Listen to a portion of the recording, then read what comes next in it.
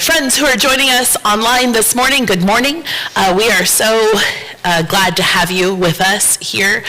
Even if you're not watching it this morning, know that there was a greeting for you this morning on this beautiful day. Like, we finally have a day that feels like spring. It'd be a great day for a walk around the neighborhood. And yet we're really excited because instead of that, we have Susan, who is here to speak to us from AHC to tell us a little bit about what it means to be neighbors in a space like where we're located. And so we're excited for that conversation this morning. But it is spring, and it can feel a little bit like, man, did I really want to drive here in the pollen today?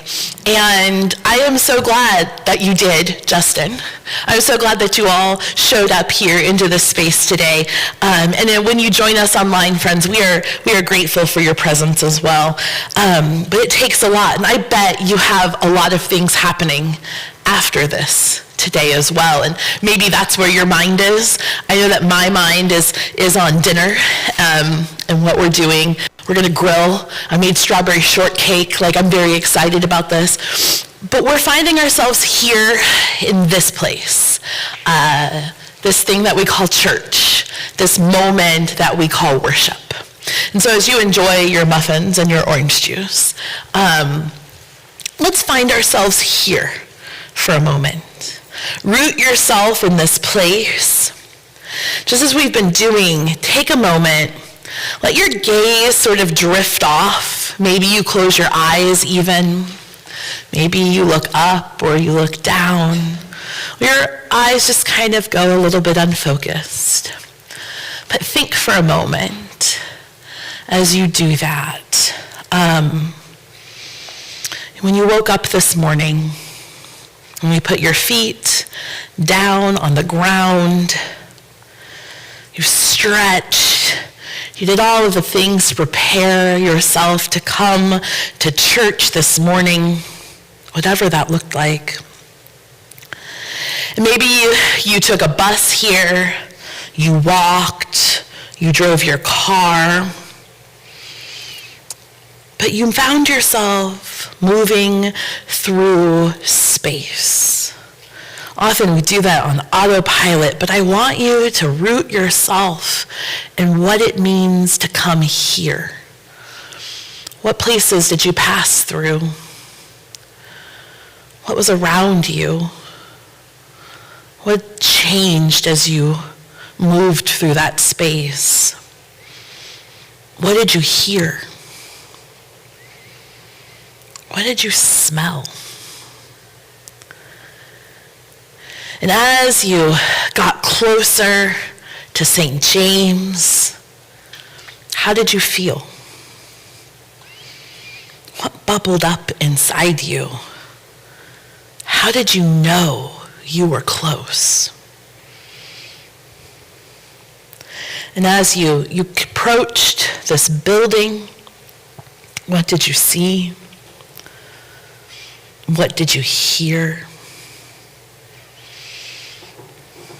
And finally, as you walked into this space, what did you find? Now, sitting here in this place that we call worship, find yourself in this seat. Not back home in bed, not in your car, not on the bus, but here. Feel the ground beneath your feet. Feel yourself firmly in your chair. In this moment, notice your body. Let your shoulders drop if they've been tense. Maybe wiggle your fingers and your toes to know that you are here. And take this moment and feel your breath. Just notice it. Breathing in, breathing out. Take a deep breath in and let it fill your lungs all the way down to your body. And when you let that breath out, let out all of the things that it took to get you here. All of the things that you have coming up after this moment. And find yourself in your breath. As you notice the way that your chest rises and falls, recognize this. The breath that you breathe is not yours. It never has been. It is the breath of God that animates your life, that makes you God's.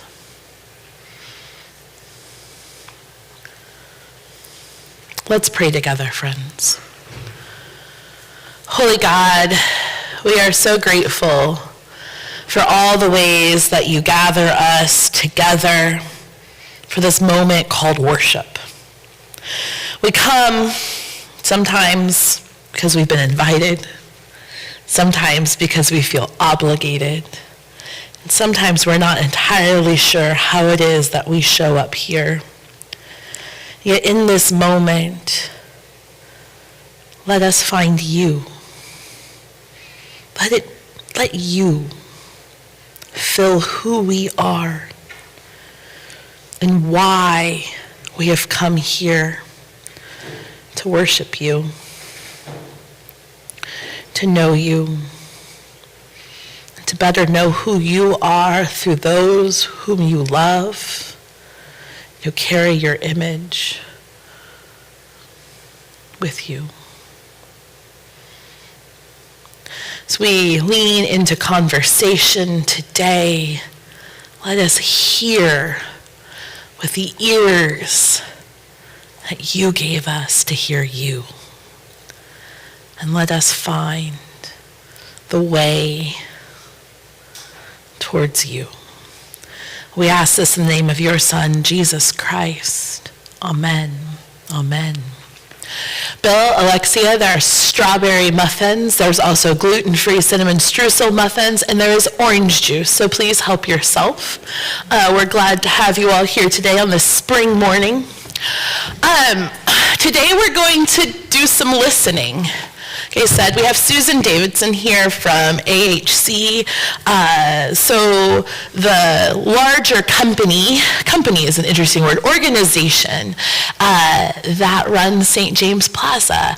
And that 15, 16 years ago, maybe a little bit longer than that actually began this church, developed a relationship with through the transaction of property and money to create something very special here.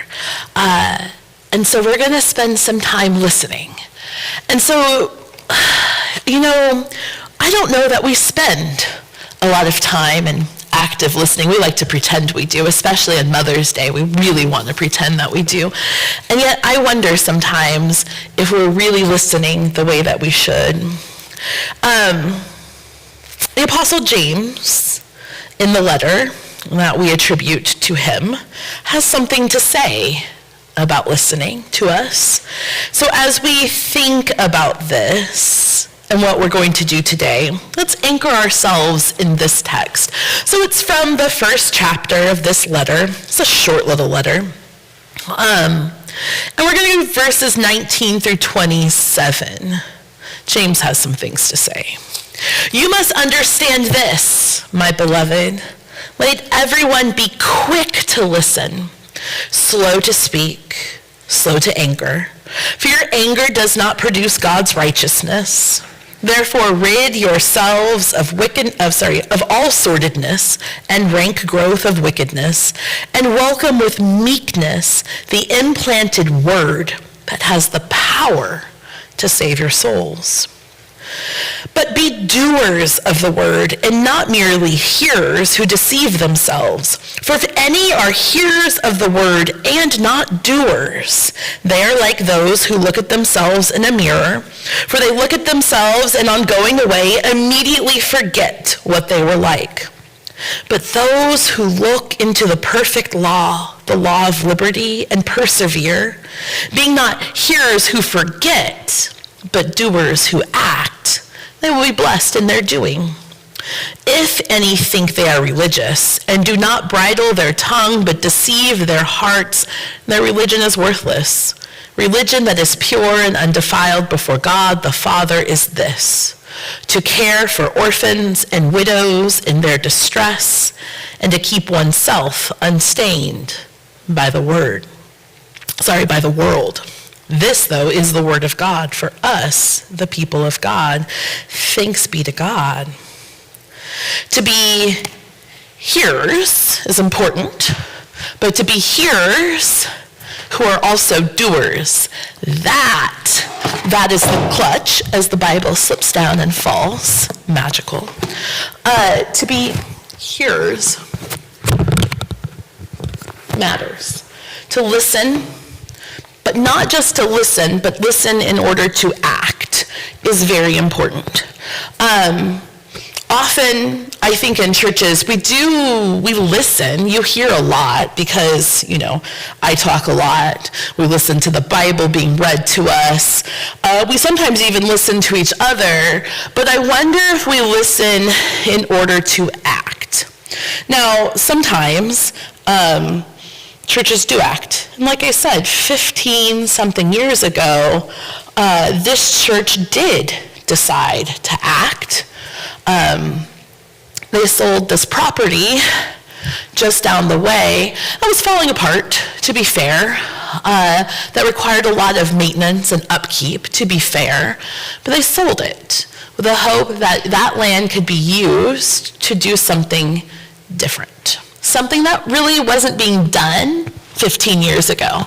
Now we have a bill called Yes in God's Backyard, and there's a lot of this work happening, especially amongst Methodists, but also we've got some Presbyterian friends, our dear Episcopal friends down the road as well. There's a lot more of this happening, but 15, 16 years ago, this was something very different. And I know that when we've talked in our stories, there was a desire that hopefully the community that is St. James would have a relationship with the community that was to become St. James Plaza, and yet that just didn't quite happen. And there's lots of little reasons why it didn't happen, and there's this, and then there's that, and then all sorts of things. And then COVID, because COVID is always a big reason, right? But we're in this place now in 2026 where we it's time to start thinking about what we can do next, to not just be listeners, but to be doers. But in order to be listeners, in order to be those doers, we need to listen well. And so I've invited Susan Davidson. Susan is the Vice President of Resident Services Engagement and Experience, which we're going to ask her what that title actually means here just in a second, to talk to us a little bit about her role, about the role of resident experience and resident services at AHC, and then to also learn a little bit more about what, from her perspective, which is this really cool, 30,000 foot view, what does it look like on the ground to come alongside as partners. And so Susan, I'd love if you'd come up here with me. My favorite part of being a pastor is not writing sermons. It's having the sermon be created as we go. And that's what you're going to help us do today, which I think is really kind of cool. So I'm going to hand you a microphone. It should be quite live. And I want us to think about this time in this place just a little bit. But before we do that, before we really launch into this conversation, Justin, would you gather us together? Can you get the Holy Spirit kind of popping around for us a little bit with a little music? And we can start to think about what it means to be partnered with an organization like AHC. Think in your brains a little bit as Justin plays what you know now, and put an intention in your heart, lift it up to God, what you would hope to learn from this conversation. So Justin, would you bring us the Holy Spirit into this space?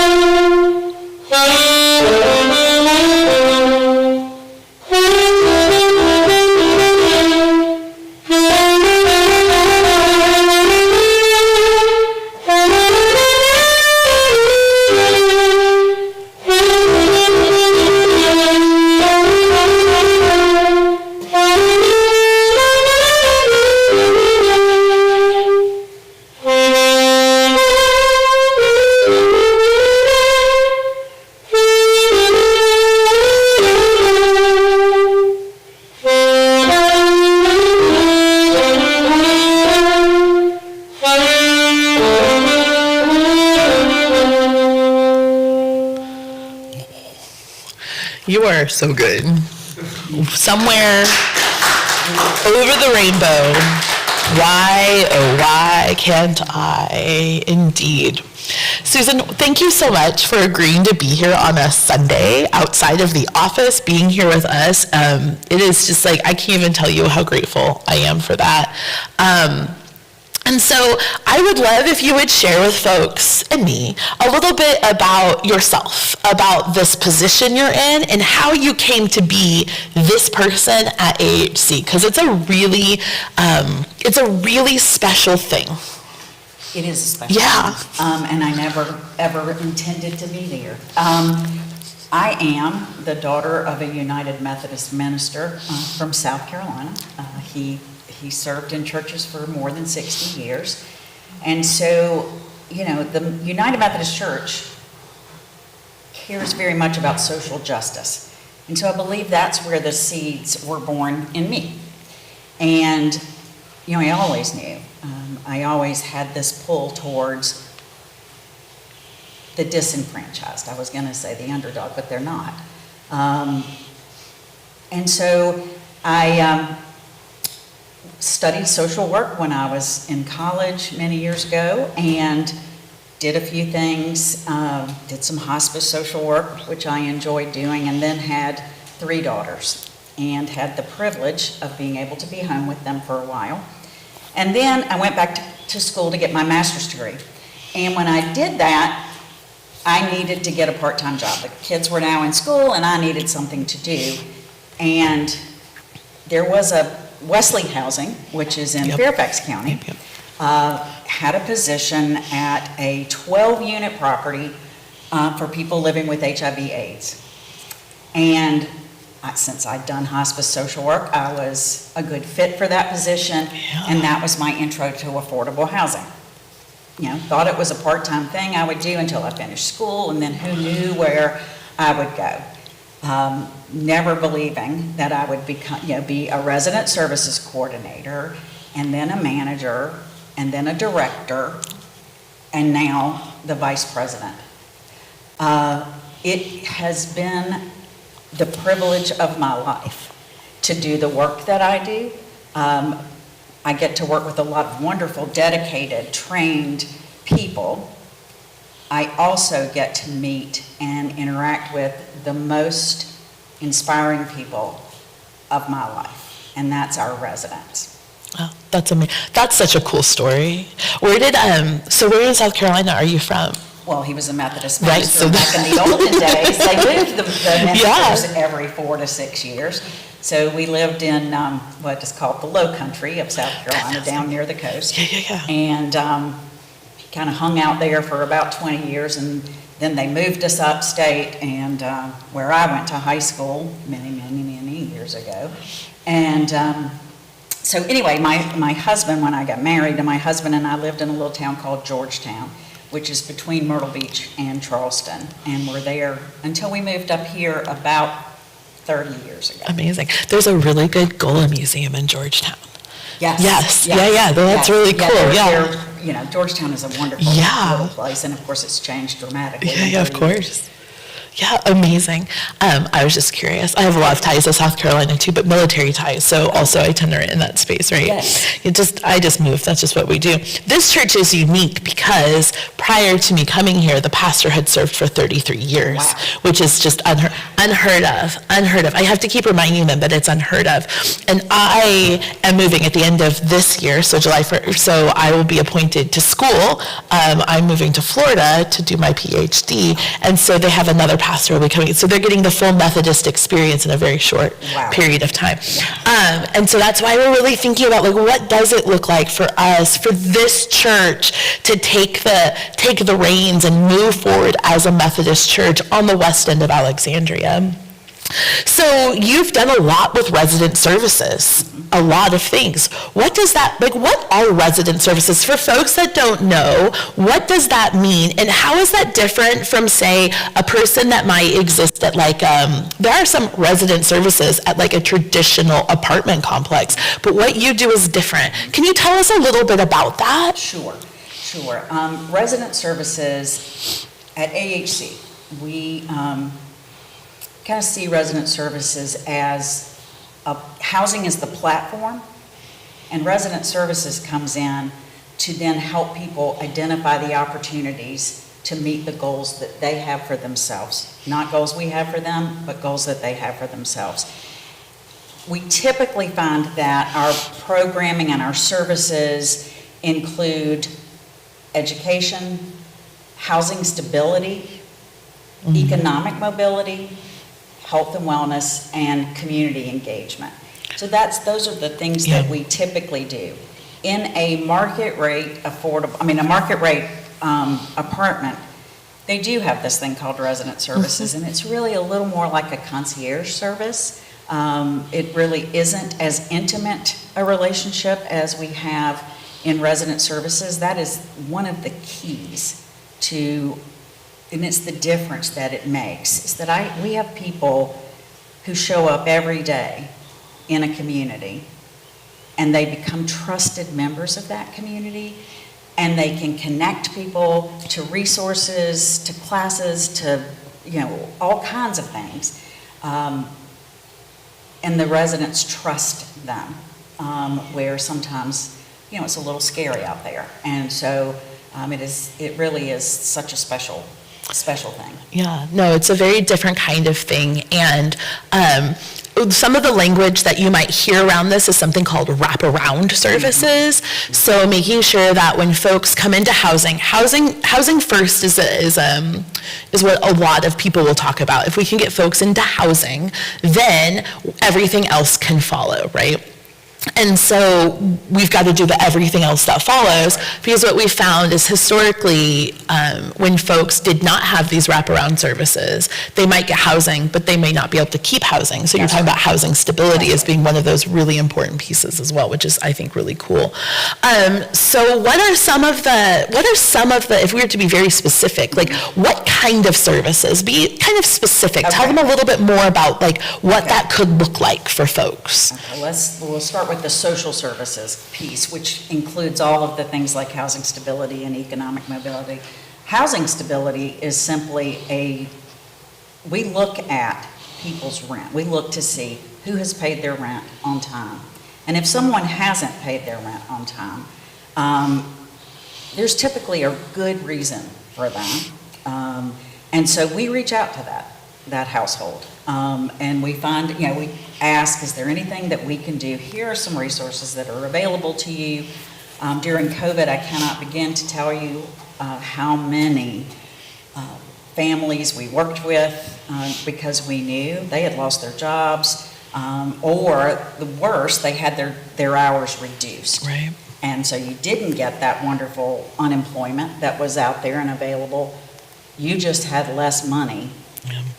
And the same rent, the same cost, everything. And so our social workers work with these residents and try to identify resources in the community to help. We also look at, what happened? Was it an emergency? Have you lost your job?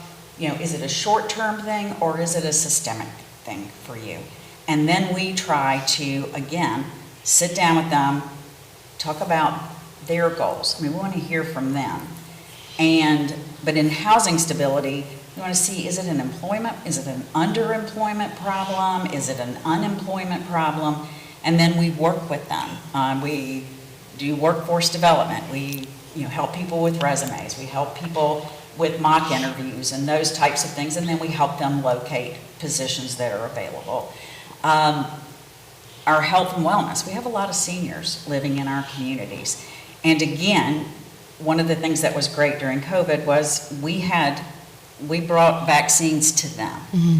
And that is really the magic, I think, of resident services, is that we're where you live. Nobody has to go anywhere. They don't have to get on a bus. They don't have to wait forever in a waiting room or a lobby and then not understand what's available to them. They get to come downstairs typically and sit in an office with somebody that they know and that they see all the time and talk about these things. And so we bring in wellness checks. Food security is, and we'll probably get to this in a bit, but food security is a real problem right now. As you all know, groceries are ridiculously expensive. And all of us, I think, feel it in our wallets. If there's no room whatsoever in your wallet, and bread and eggs and all of those things go up, the staples you need for your family, it's difficult. And so then you kind of choosing, do I feed my family? Do I pay my rent? Do I, take care, get clothing and things for my children to go to school? Do I buy medicine? I mean, all of those things, and especially right now, we're really seeing it's quite difficult right now. So those are some of the things we do with health, is really trying to bring food in, have food distributions on site if possible. Here at St. James Plaza, we could not initially, and still don't have a full in-person food distribution.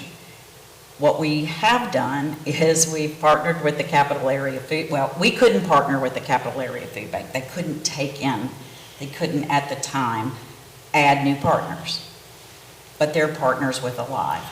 And so we have another partner who goes and gets the food from Alive and brings it to our seniors at St. James Plaza, which is quite a help for them. And so those are the kinds of things. We have after-school programming for our students, some of our students at some places. We do not have that at St. James Plaza, but we do have an after-school program for children K through 5. We have a teen program.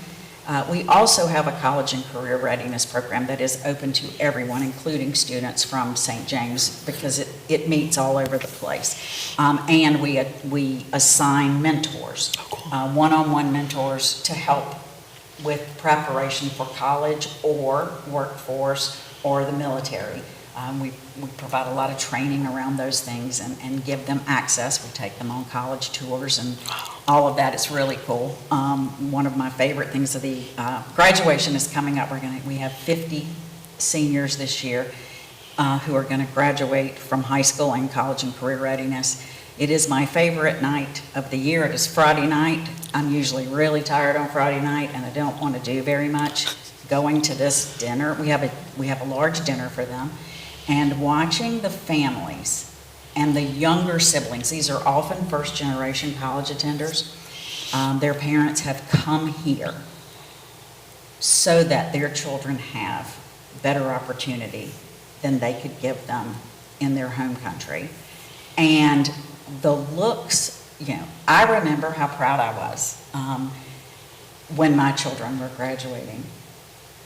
It is something that is really difficult to describe.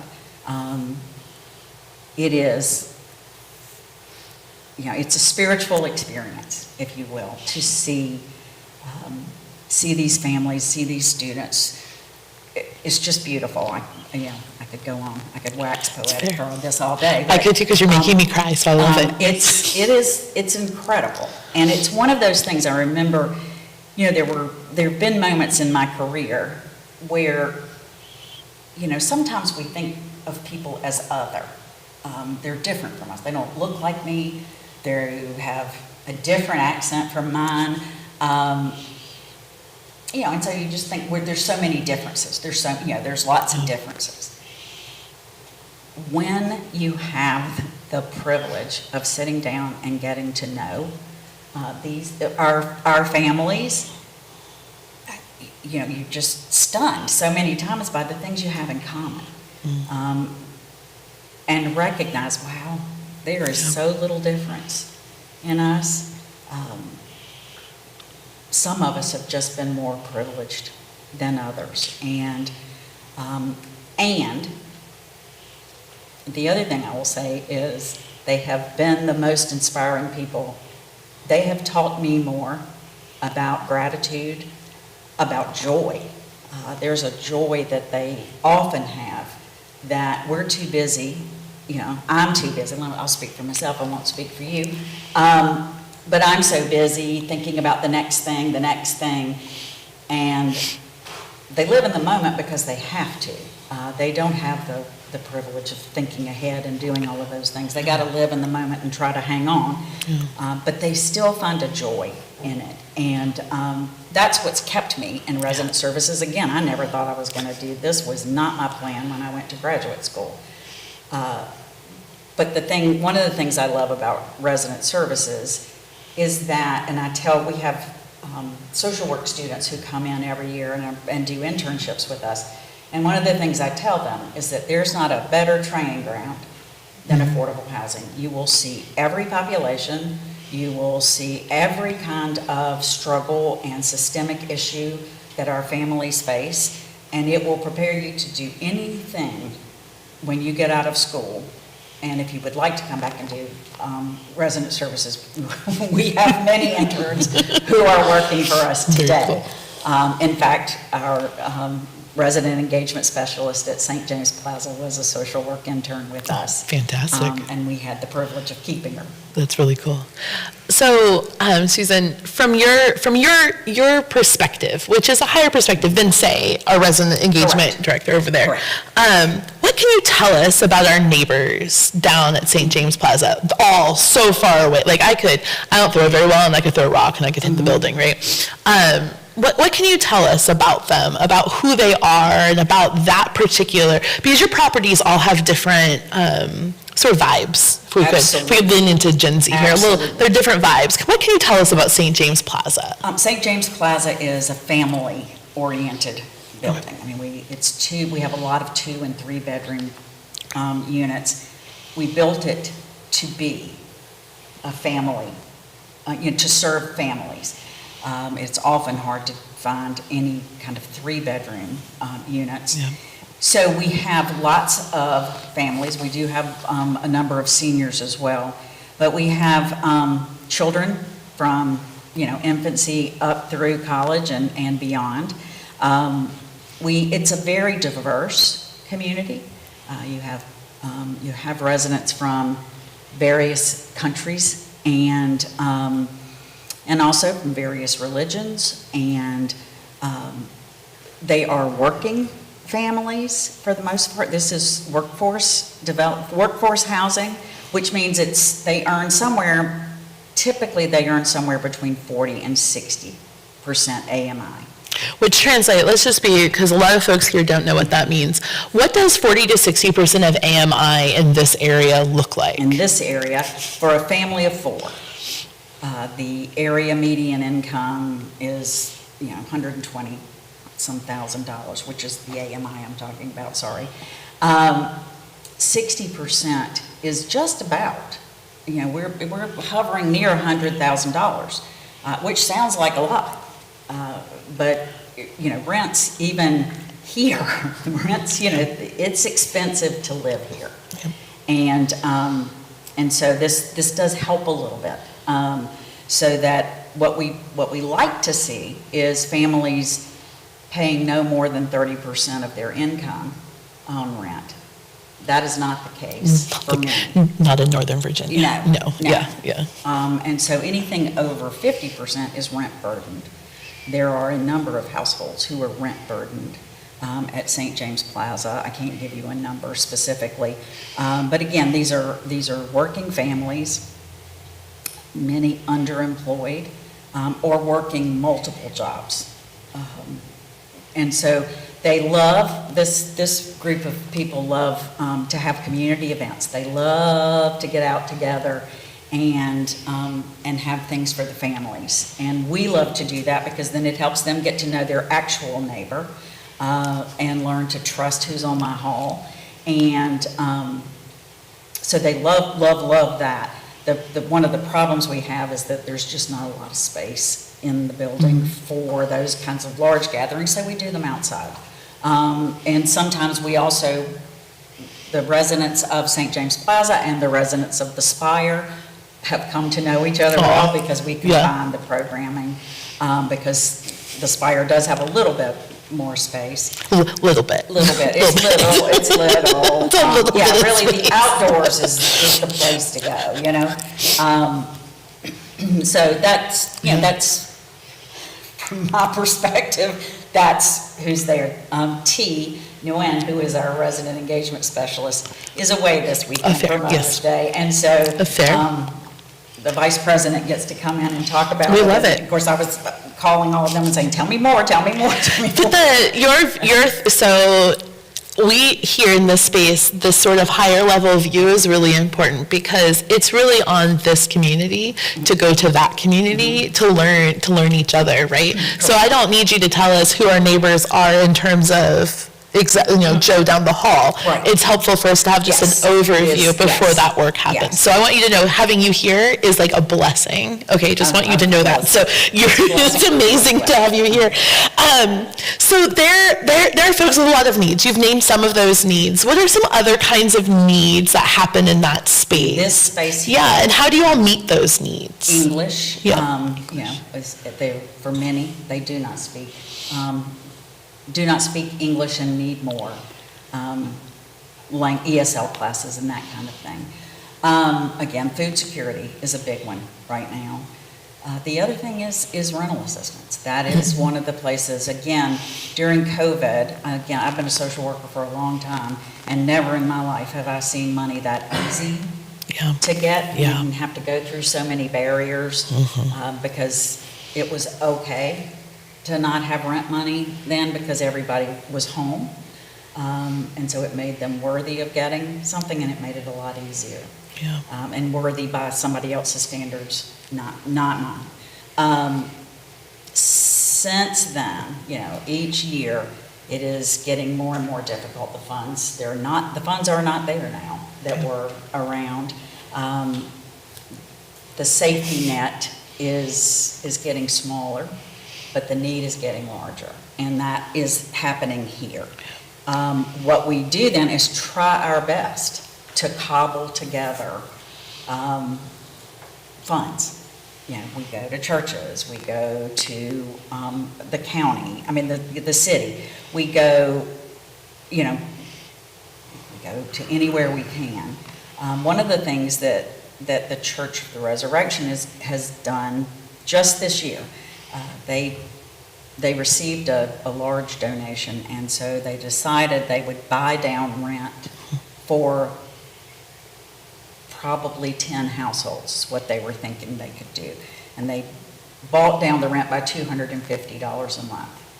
We looked at the households with the greatest rent burden. We have a program that goes along with this. There is some financial coaching and some workforce development and all of that is tied to this opportunity. And so we're in the first year of doing this, and the residents, again, they're just so relieved. $250 means something. Yeah. So that is a need. Of course, childcare is a need, and we are so fortunate to have the Campagna Center over, and they have Learning Center at St. James Plaza. It's literally on the plaza. It's part of the plaza. It is. Yeah. And it is a wonderful, Yeah. It's a great partnership. It's just a wonderful program for preschoolers and from 2.5 to 5. And again, preschool is such a need especially for immigrant families and for children who just haven't had access to, they have parents who are working all the time. And so sitting down and learning ABCs and how to cut paper and all of those kinds of things that some of us take for granted and that is expected of a child when they begin kindergarten, that doesn't just happen. Yeah. Somebody has to work with children, and if you've got 2 jobs and you come in and you've got to feed your family and they've got to do homework you don't understand, it's really difficult. So we're very fortunate to have the Campagna Center there, and we know it makes a difference. Yeah. It's really cool. It is really cool. It's really cool. It's fun to watch the kids. Uh-huh. Yeah. I like to just sort of just drive by and just see all of the life that's happening at St. James. Like, it's just an incredible thing to know that there was a church on that property, and then to just see the life that has like resurrected out of a building that was Bill likes to talk about the building that was falling apart. And he's our trustee, so that's where we are with that. And to think though, like where things were crumbling and the HVAC system was struggling, and all of the life that is on that property is it's just like a cool Methodist story, It is a cool Methodist story. And it's also, I was thinking about it when you were talking about it before you even said anything. You really were trailblazers on this. It is more common now. We are working with the Vine Church in Fairfax. We are. And have been chosen to be the developer of affordable housing there for them. And we're so excited about it. We love, of course, I really, really love those connections with the church. Yeah. And so, but that you did this, and there are families that are thriving over here. Yeah. And it's not everybody is struggling. For some, they have gotten what they needed, and now they are thriving, which is what, again, housing first. Maslow will tell you, if you don't have those basic needs, you're not going to move anywhere. That roof over your head and the food on your plate matter. And if you're stuck there, if you are always worried about that, thinking about a future of anything more than struggle is difficult. And that's part of what we really want to do, is to bring some hope and some opportunity into our communities. We listen to the other thing I didn't say is we survey residents. We get to know them. We try to, because our communities are so unique, each one. Yeah. They have a personality and a culture of their own. So one size doesn't fit all in any way. We have these broad categories, but health in one place, health programming and services in one place looks very different from another place. So we talk to residents. We find out from them, what would you like to see here? What kind of programming? What do you need? What are your strengths? What do you bring to the table? Resident-led programming is great fun. We love seeing our residents use their talents, whatever they may be, to come in and work with their neighbors. Building that community is very important, but we do it with them, not what I think. We've done that before. We have created, I think this would work really well here. And they're like, I don't know who you think we are, but this is not it. So, yeah, it matters. Asking folks what they need matters. It matters. Listening. Yep. Listening. Yeah. So you've named needs that you all, AHC meets in a variety of different ways. You've mentioned some of the needs that go unmet. So in order to meet those the unmet needs, that's a lot of English right there. You partner with organizations. So you mentioned partnering with Church of the Resurrection. I know that you partner with a lot. You have a bunch of partners, which is really, really cool. How do you find those partners? How do those partners show up in this space? How do you become a partner? Like, what does that process look like? It looks like something like this, where, we go somewhere and maybe we're talking a little bit about, resident services. I do have a great team who, they're great listeners, and if they hear that something is happening with an organization and they think, oh gosh, my residents would love that, they go talk to them and find out if there is a possibility. We have organizations call us. Sometimes organizations need people. I mean, they have the funds, they have the means, they have the talent and the skill, but they have a hard time bringing people to them. And that's where, again, that working where people live makes such a difference, because we do have the people, and we often have the space, and those are things that other organizations look for. I do have a staff person. I have a director of partnerships. It is her job to reach out to those organizations and communities based on whatever need. We do community scans when we begin in a property, and every 3 years, we do a scan of what are the resources in the community, what are the organizations that are there, and if we see something that we know would help, we reach out to them and create a partnership.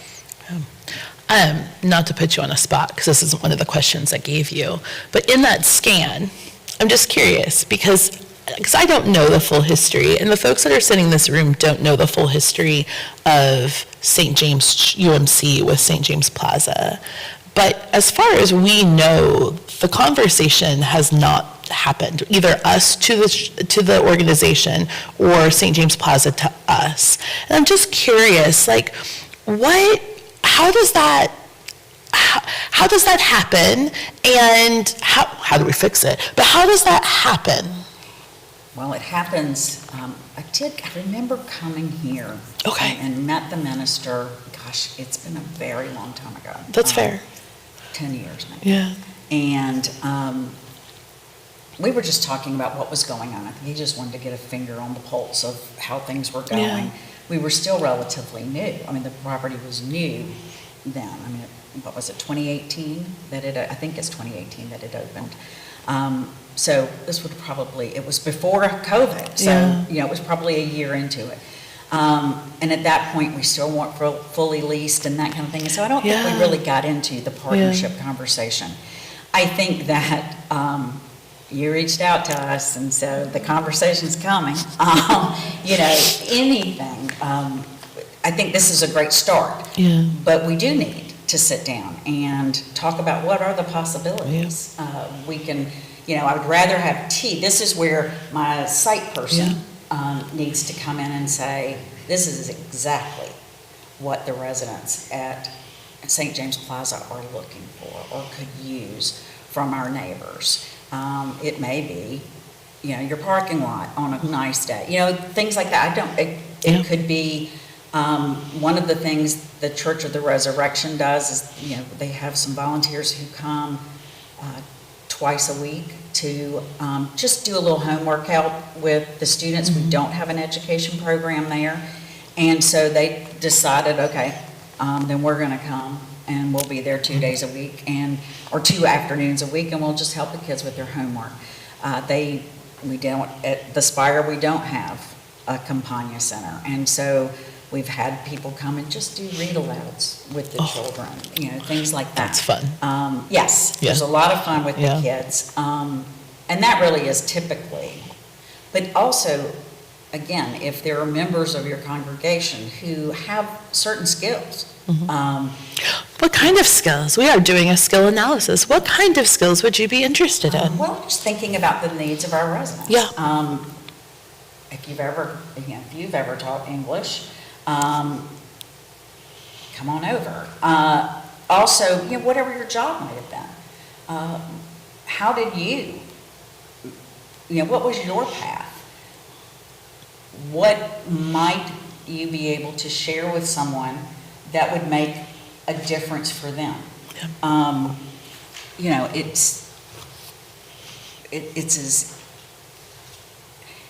It's easy and difficult, it's that paradox. Yeah, it's about wondering why, oh why can't I, right? Yeah, no, Justin knows how to play the right music at the right time. Right. That's why you should always have a jazz musician on staff. You just need to. Yeah, it's amazing. He's like, well, yes, let me pull this out of my back pocket. And play it wonderfully. Those partnerships, because it's interesting, when I was listening to you talk, Susan, talking about food access, to know that we partner very closely with Church of the Resurrection as well. They're right there, Episcopals, it just helps, and same, right? Yeah. And for the last 10 years, we've operated a food pantry every Monday evening. It's open in the evenings for people who work, because it's a hard thing to access a food pantry at noon when you have to be at a job, right? And we serve 300 people in this area. And what's very interesting is not a lot of them are coming from St. James Plaza. That is. Some are, but not a ton. It's actually more interesting how folks are often coming from that direction. But it's just a very interesting thing to know that and to have those, and what those conversations could look like. Because we also receive deliveries from Alive, right? They come to us, they come to you, they come everywhere, because that's what Alive does. Well, they don't come to, They don't come, to okay. us.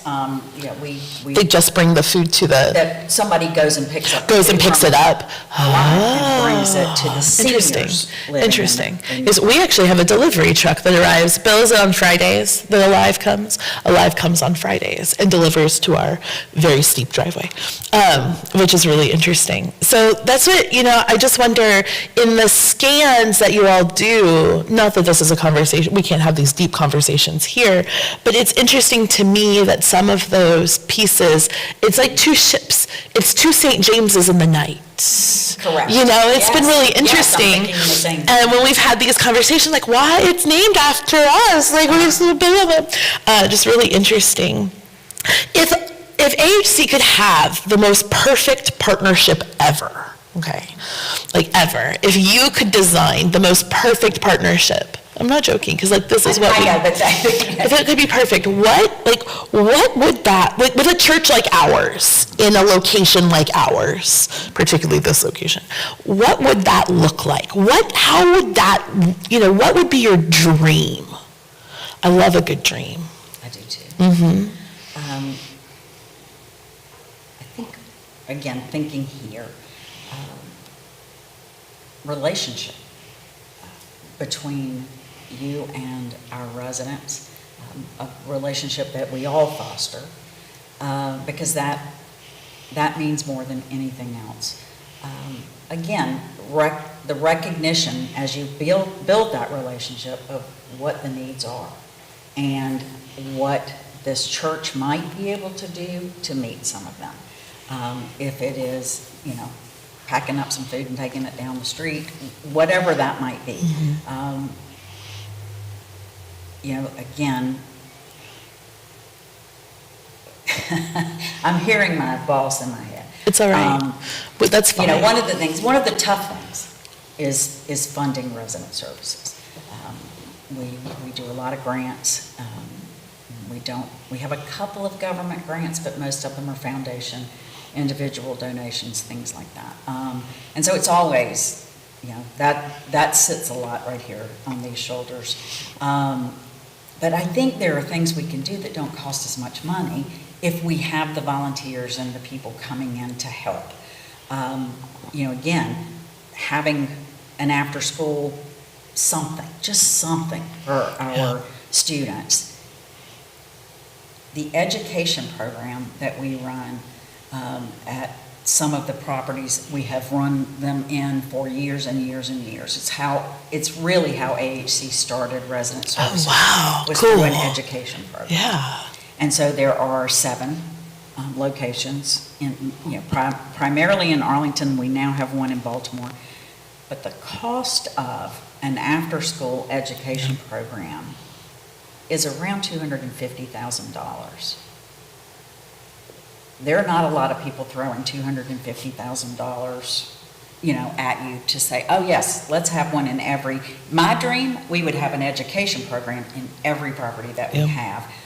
The difference it makes, because you get to know the parents. That's how you get the adults, is through their children. Spoken like a true PK who knows things. Yes. And so, that would be my dream all the way around. But that, right now, our CEO, Paul Bernard, is a man of strong faith, and he and I laugh sometimes. Our check-ins, my weekly check-in with him, we have a little. It's like going to church, and we often don't get to the things we really need to get to, because we're just talking about all the things God can do. Yeah. And with our families, even though it feels like sometimes you're slogging through mud to be able to do anything. But we do believe, just have a faith that it's going to get deeper and more impactful year over year. And it is. Yeah. It is. It is still, he talks endowment all the time, and I'm just like, well, let's just cover what we have. That's fair. That's real. No, that's, and AHC has grown by leaps and bounds. Yes. The number of properties how many properties do you all have right now? We have 54, maybe 55. New ones are popping up. Yeah. Yeah. And the project with the Vine is going to be really awesome. So the Vine is a UMC church that's located in Dunloring, so, Vienna. And they have for years, they took over a church that the building doesn't really do what they need it to do. And so they sat and they had conversations with their community for the last 2 years, and now the surrounding community, about what is needed there, and they heard a lot, and what they really heard was that it's expensive for us to live in the place where we work, whether you're teachers, civil servants, police officers, firefighters, things like that. It just is extremely expensive. We know that there's a lot of teachers who have to live in other counties, other places, in order to be able to afford that. And so that project at the Vine is really, really cool. I've been on the periphery of it because I've used their space for other things before. They let me park things in their parking lot when I had no parking lot. And so I've been on the periphery of watching that come to fruition. And so it's really cool. There's just a lot of things that can be done. The only thing, there are two things that hold people back, right? One is just a lack of imagination, and the other is a lack of funding. Those are the two big things, right? And sometimes the lack of people, but sometimes the lack of people can be overcome by the lack of funding, right? Yeah, I think there is an opportunity in this space, because like I said, it has been a frustration of mine that St. James here and St. James Plaza have not really had this sort of deep connection that their name implies.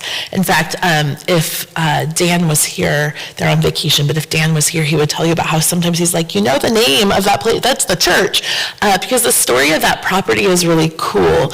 That property was given to the United Methodist Church by a guy who had a bunch of property but was a very strong United Methodist in the Arlington sort of area, and ceded this property. And the property that this was on had a race covenant in the 40s, and by ceding it to the United Methodist Church, he chose, that race covenant went away, right? Which is really very interesting. And so the place of St. James Plaza and the place of St. James UMC, because even though this wasn't built as a UMC church, is the story of of a country that's really kind of trying to figure out who it is and where they're going to be. And there's this deep social justice movement that happened without even being very loud about it, right? So the ceding of that land, the building of the plaza, all of these things really, really deeply matter. And so I'm so grateful that you came to share a little bit about AHC with us and about our neighbors at St. James Plaza. Part of the work that we're going to be doing, we were supposed to go on a walk around the place, but we've had really bad weather until today. Today's the first Sunday that's actually been kind of nice. But you came, so we weren't taking a walk today. And so my goal is Pentecost. Pentecost, we are taking a walk, and then we're going to come back here and have hot dogs, because that's what we do on Pentecost. We have hot dogs. That's what I decide. I'm the pastor. I get to make things up like that. Because it is good to know, and perhaps maybe at that point T won't be out of town, and maybe we could take a little walk and have a little convo with her too, and we can kind of see that space, the team that goes that way. It would be really cool. Fidel, can you do me a huge favor?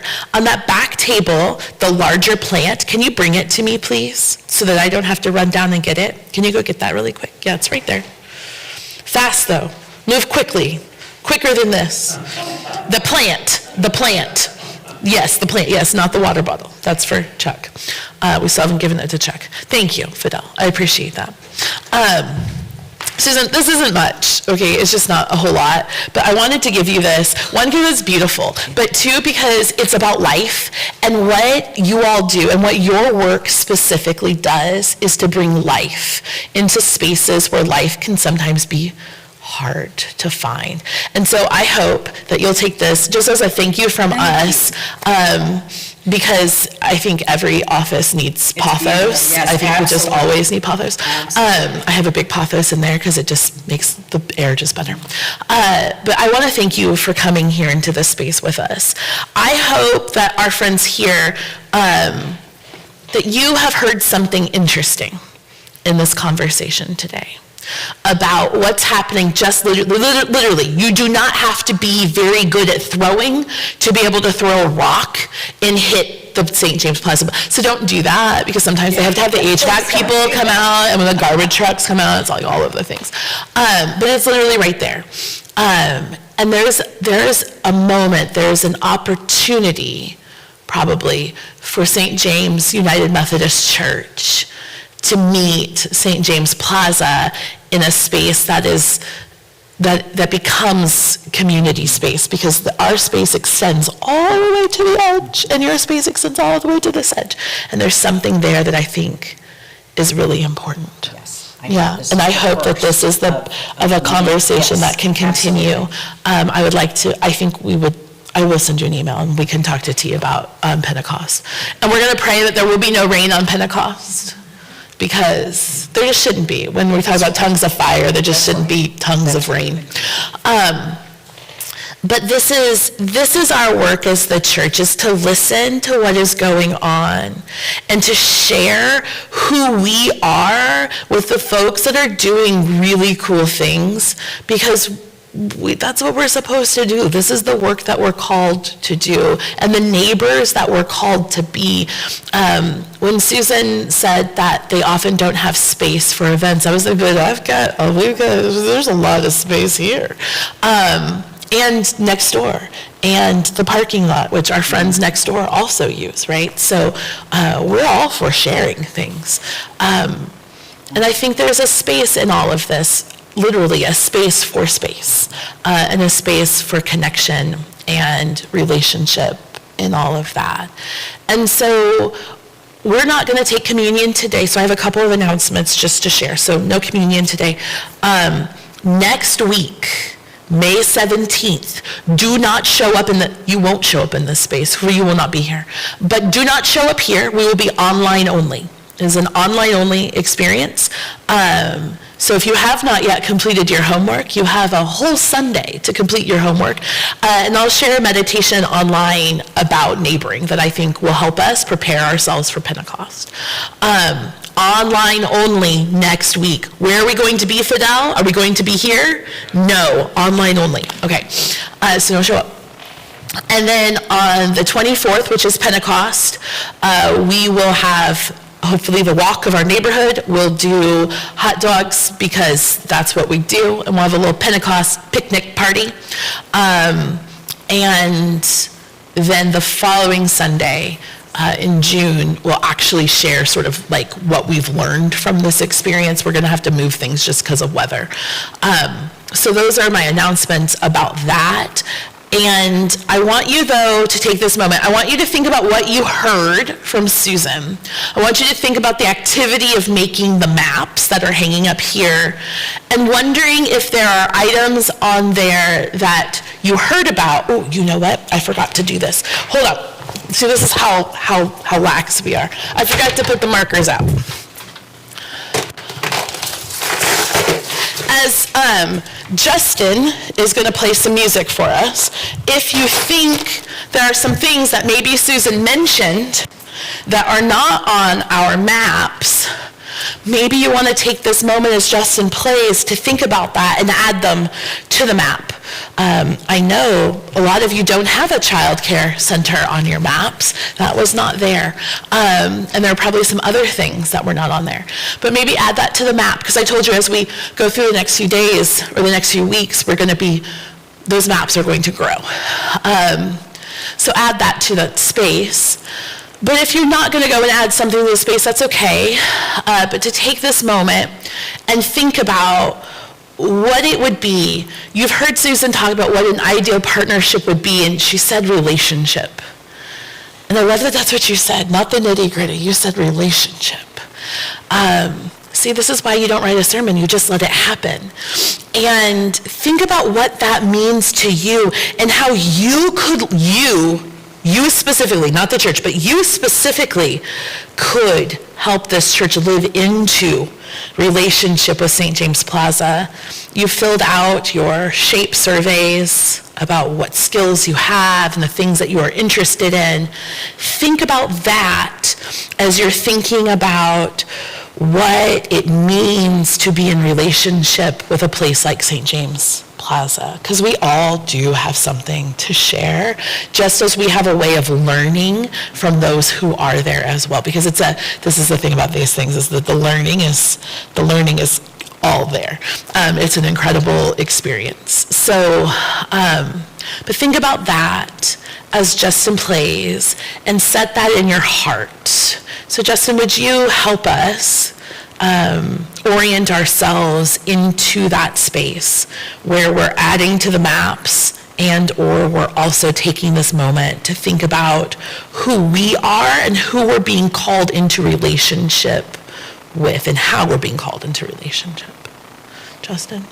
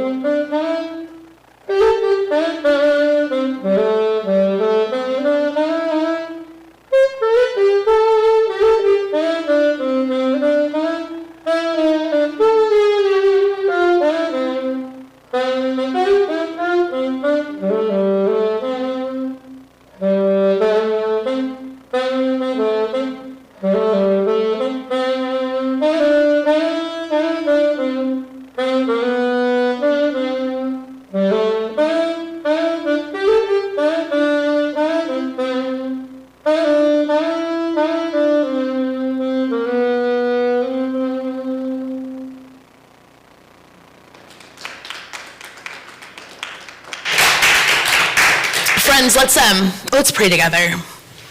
Holy God, we are so grateful for this time of conversation. We offer up extreme gratitude for the life, the ministry, the witness of Susan, the work that she has done her whole life that have brought her to here, to this moment, to share with us all of the things that she shared. God, help her continue in this role to pour into others in such a way that they feel your love through her. And God, help this church to hear her into new relationship with a place that bears our name, the name of your apostle, the name of James, the James whose gospel we read this morning. Help us be the church, for the church, beyond our doors. Help us be the people that you are calling us to be, so that others might know who you are through who we are, through the things that we say, but more importantly, through the things that we do. Let us be hearers of your word, but also doers of your word. We ask this in the name of your Son, Jesus Christ. Amen. Amen. Friends, I want you to go from here, taking in the life that is all around us, being aware of everything that is happening in a space that you come to on a Sunday. Know that there's so much more happening all around. Go from here to live into that life, to be a part of that life, to figure out who you're being called into that life, so that we can share life together everywhere that we go. So go in the name of the Father, in the name of the Son, and in sweet communion with the Holy Spirit. Amen. And thank Susan. Let's thank her, because she's amazing. Amazing. When I asked her to come and she said she would come, I was like, okay, the vice president's coming, so this whole thing. But that was truly, you are a gift and a blessing. And so thank you so much, Susan, for coming and speaking with us. For amazing. Just absolutely amazing. So thank you, ma'am. But friends, go. Take some muffins and go home. Talk to you later.